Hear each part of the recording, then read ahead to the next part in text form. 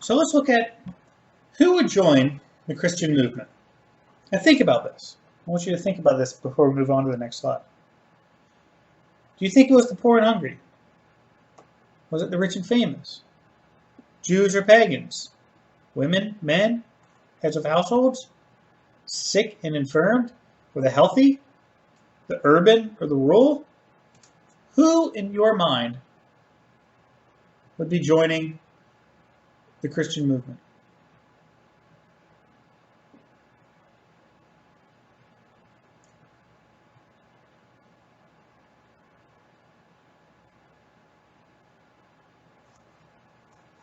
So you've thought about that. Now we're going to go through and we're going to look at these issues. We're going to look at the poor and the hungry, or the rich and the famous, the Jews, the pagans, women, men, sick and infirm, healthy, and see how do these qualities or characteristics, how do they influence and impact how or whether one joins a new religious movement. And going back and looking at who joins cults or also new religious movements, we can see it's the more well-to-do and influential people that they're the first converts into a new religious movement. Now, I want to be sure to be clear about cults, and we want to avoid the negative connotation that is associated with cults. Essentially, we're talking about cults as new religious movements, as bodies that are new, that did not break off from a parent body, such as a sect. Okay, so cults, while certainly have had, their a bad history, but what we are talking about, we want to be value neutral in talking about cults and look at them as new religious movements and not as something, that people talk about to be afraid of. So who joined cults or new religious movements? Well, initially, you have the well-off and the more highly educated that are more likely to join cult movements. Why? Why is this so? Well, they have the time and are early adopters of innovations in society. Okay?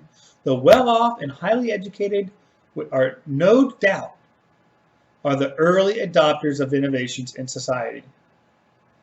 Before things have come out, it's you can even see it in technology, like in cell phones or telephones or something like that. Those who are on the higher ends of the salary range embrace innovations quicker because they have the time, the money, and so forth and so on. So now, while Jesus initiated a sectarian movement away from Judaism, when Jesus died and the followers embraced the resurrection, Christianity became a cult. And that's the argument that Stark uses. I'm not sure if I follow this argument, if I agree, but Stark is saying that Jesus initiated a sectarian movement, okay, which is away from Judaism. So at that time, it was not a cult, but it was a sect. It was breaking off from a parent church body.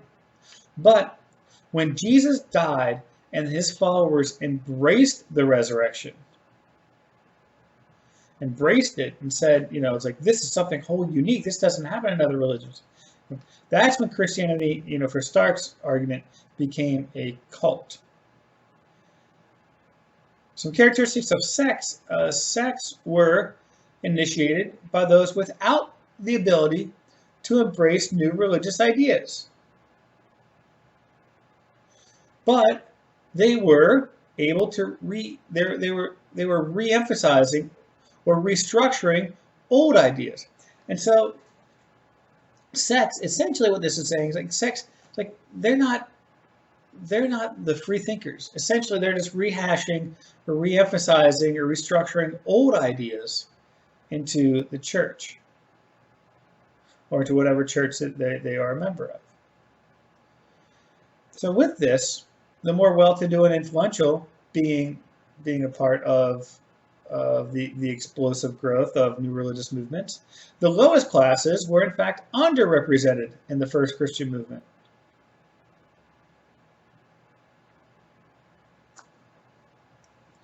And so what we're saying is that it was not a proletarian movement, but a movement of the initially of the more well-to-do and influential, and only later were the lowest classes moving into.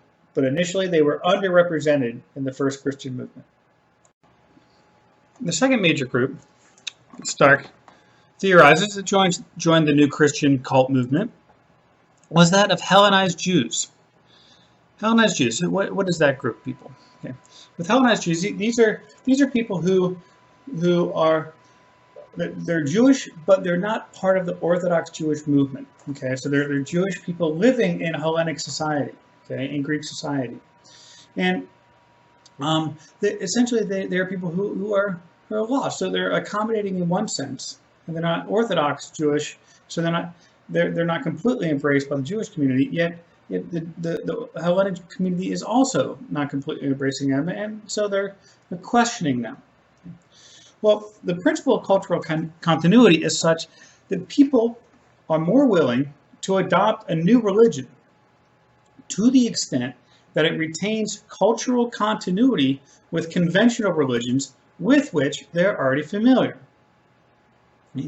Now, if these are Jewish, they're familiar with the Jewish faith, and Christianity being built upon that, being built upon the Christian faith, that they don't have to radically change their worldview. They don't have to radically change their belief system. It's something that is culturally continuous with their previous belief and their previous religion. And that's why if you look at people who do switch religions, it's shown that people who do switch religions, they switch what's called close to home. So if you take put all the religions up on some sort of continuum, you say they'll be switching to religions near them on this line. Okay, so you don't have a whole lot of Buddhists becoming Christians or Christians becoming Hindus. Instead you have Catholics becoming Episcopalian, Episcopalians becoming Methodist, Methodists becoming Lutheran. So all kind of close together, bunched together on this line of this continuum. People familiar with the elements of the new religion in which they join do not have to accept an entirely new worldview. With that, the chances of switching to that religion increase. Hellenized Jews did not have to change much when becoming Christians. They had the same history, the same religious and political history, and many Christian rituals were based on Jewish rituals, such as burial rituals, ritual washing, and so forth and so on. And so these Hellenized Jews, they're not entirely embraced by the Jewish community. They're marginal. They're marginalized by both communities. They're not fully Greek. They're not fully Jews. They're marginalized by both. And so these people would be very likely to join a new Christian movement because it's something that they don't have to learn a whole new set of rules, a whole new set of laws, a whole new faith in order to join. Epidemics undermine the plausibility of pagan religions in explaining why such a thing would happen to the society. Now, so with that, people would look toward other religions. If pagan religions couldn't explain why something would happen, they would look for explanations as why something happened, and Christianity offered a better explanation and hope for the future. Also, Stark notes that Christian values of love and charity translated into norms of social service and community solidarity. Okay? Follow this process. Christians coped with disaster better. This led to a greater rate of survival. And so therefore you have a higher percentage of Christians without any new converts whatsoever. Because more Christians survive these epidemics. And why is that? Well, just a lot of these epidemics, just having people take care of you increased your rate of survival, to bring you food, to bring you water.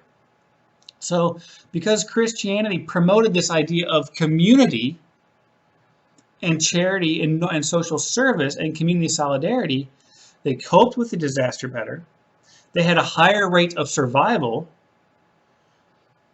And so just by that alone, they become a higher percentage of the population without any converts. There's also conscientious nursing. it was noted it could cut the mortality rate by 2/3 in these epidemics. This survival rate, so what happened, this survival rate appeared miraculous to many not of the faith. People wanted to join the miraculous religion. And so if you're looking around, okay, if you have an epidemic occurring and you're looking around you and you're seeing, that Christians are surviving this, but pagans are not, and you know very little about illness and the way disease works, like, well, I wonder if somehow that this Christian religion is miraculous in the sense that they, their God favors them, and so therefore they're surviving. And so many people would become Christian in order to get this, to be a part of this community solidarity, to get nursing, to get help. And so it would appear that they were having converts for the message, but really it was just to survive the epidemic.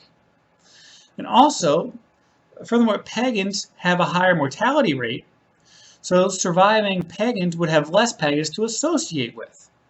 And if we go back and we'll look at the attachment theory, if more pagans are dying, there's less pagans with which you can associate. And so you're surrounded by more Christians. Okay? And going back to the attachment theory is if you don't have other pagans to be attached to, but you have, that you're surrounded by Christians, well then, okay, well maybe I'm going to become Christian as well. So just these epidemics, but the mere fact of Christianity preaching community solidarity and social service, it had an influence on the changes in its percentage of the population. And the percentage of the population changing had an influence on its growth within the population.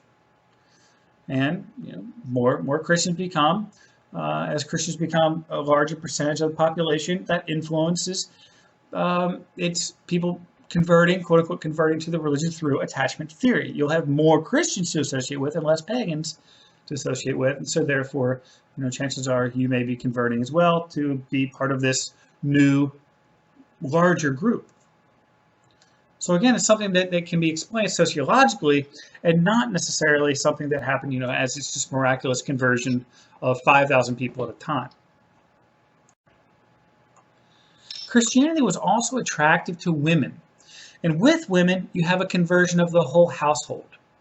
Christianity gave women higher social status than pagan Greco-Roman society. Okay, so what this did, it increased the sex ratio.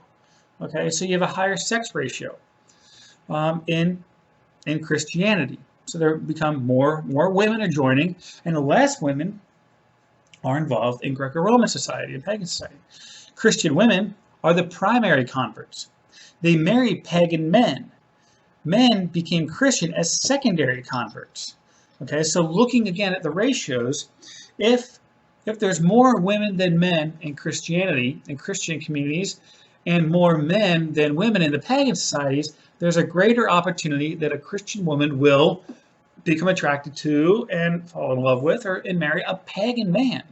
But the pagan man would have no problem converting to Christianity. And the pagan men became what is called secondary converts. Christian women also had higher birth rates than pagan women. Okay, so there was a Christian ban on infanticide and abortion.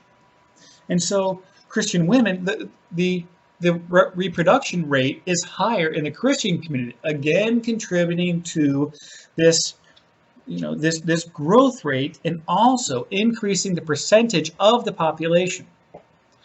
So just by the fact that Christianity was more attractive to women, and having more Christian, and also you have the men who are, at this time, a lot of battles going on. You have men who are out battling while they're away.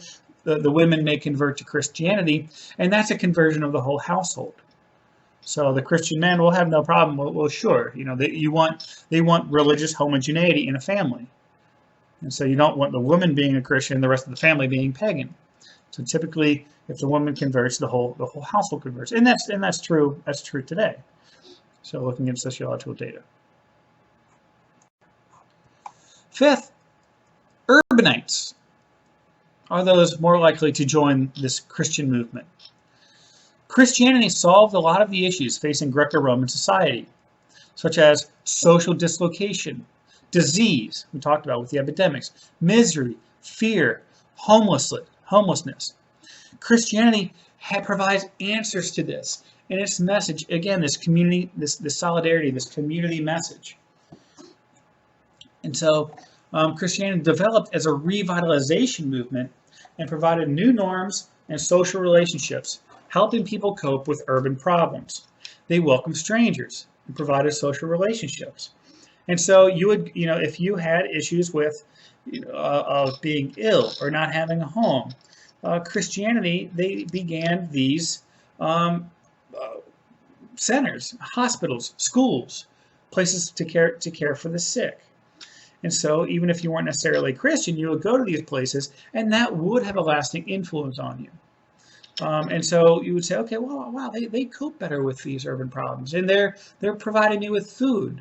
It's like, okay, well, maybe this is something that I'm going to be a member of. A pagan society was more of an individual, one-on-one between yourself and the gods. There was not necessarily this community sense to it.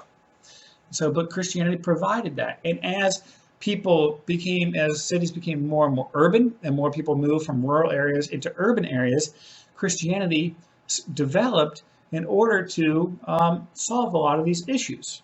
And so they were present, again, increasing their market share, if you will, of the population. Martyrs have an influence in the sense that they illustrate to other people that faith is important. It's something worth dying for.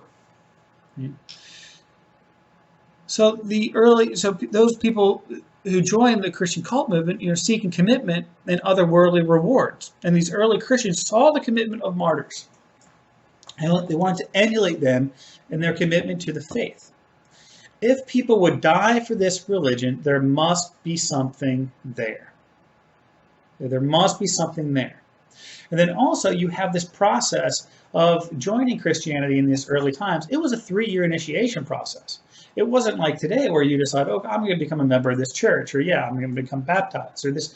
And so you don't have any lukewarm members. All the members of the faith are fully committed. If you go through a 3-year process to join something, you're not going to be flaking out. You're either in or you're out. And we'll get to it in the next session about how more demands actually leads to more benefits. Because a lot of these things that are produced in religion are produced collectively. And so creating more demands on members actually leads to higher benefits because everybody is contributing. Everybody's contributing. Okay? The religion serves, it's an intrinsic religious expression. It informs your whole life. Okay? You're not compartmentalizing your religion. Okay? By having this 3-year initiation process, it's a huge part of your life. And so, those who are seeking commitment and other worldly rewards, they saw the commitment of the martyrs, and if they did join, it took a 3-year process. But still with that, people are like, wow, that must be really important. People are willing to commit 3 years of their life. I think I want it to be that important to me too. So I'm going to join. I'm going to spend 3 years of my life. And when they do spend 3 years of their lives trying to join this community, they're not going to flake out. They're not going to just leave it and abandon the religion, the following year. So and finally, in 7th, who joined the Christian cult movement? You have those embracing the convincing message. Okay. So now remember, Stark, he doesn't discount the message. He doesn't discount it, but he places it as a secondary role. Okay, now remember, when people do convert to new religions, while they may say it was the theology, retroactively, they may say that it was the theology that convinced them, or the message that convinced them. But really, it's all of these other sociological factors. Looking at the social networks, that influence, and looking at all these other kind of cultural influences and why one would join a new religious movement. But the message has to be convincing as well.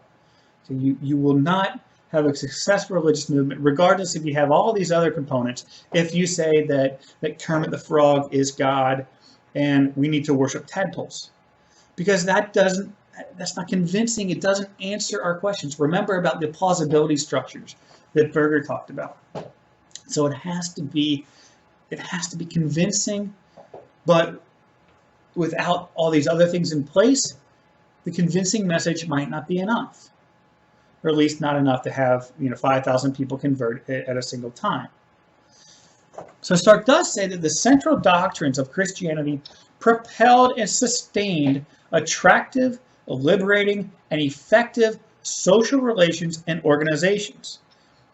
So think about the message of Christianity. Okay? Christianity, it promotes loving another person, which is radically different than some of the promotions of pagan religions. And so if you're looking at Christianity in next to paganism, like, well, I want to love all people. I want to be part of a community. And so the message allowed for all these other things to take place. Okay, it's liberating. It was attractive. It established effective social relations organizations. The theological doctrines were made manifest in ways that people found, one, convincing, and two, enticing.